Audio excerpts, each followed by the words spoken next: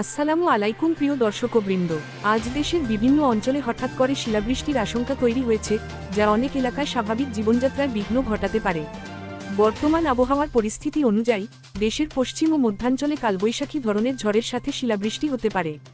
বিশেষ করে রাজশাহী, রংপুর, ময়মনসিংহ ও ঢাকা বিভাগের বেশ কিছু জেলায় বিকেল থেকে সন্ধ্যার মধ্যে এই শিলাবৃষ্টি দেখা যেতে পারে। রাজশাহী, নওগাঁ, দিনাজপুর, বগুড়া অঞ্চলে মাঝারি থেকে তীব্র শিলাবৃষ্টি হওয়ার সম্ভাবনা রয়েছে। এসব এলাকায় ফসলের ক্ষতি হওয়ার ঝুঁকি বেশি থাকবে। ঢাকা, টাঙ্গাইল, গাজীপুর, ময়মনসিংহ এলাকায় হালকা থেকে মাঝারি শিলাবৃষ্টি হতে পারে, সাথে থাকবে বজ্রসহ বৃষ্টি এবং দমকা হাওয়া। খুলনা ও বরিশাল বিভাগের কিছু এলাকায় বিচ্ছিন্নভাবে শিলাবৃষ্টি হতে পারে, তবে সেখানে ঝড়ের প্রভাব তুলনামূলক কম থাকবে।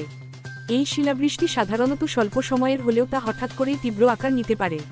তাই সবাইকে সতর্ক থাকার অনুরোধ করা হচ্ছে, বিশেষ করে খোলা মাঠে না থাকা, গাড়ি নিরাপদ স্থানে রাখা এবং বজ্রপাতের সময় নিরাপদ আশ্রয় থাকা জরুরি। কৃষকদের জন্য বিশেষ সতর্ক, যারা মাঠে ফসল রেখেছেন তারা যত দ্রুত সম্ভব নিরাপদ ব্যবস্থা নেওয়ার চেষ্টা করুন।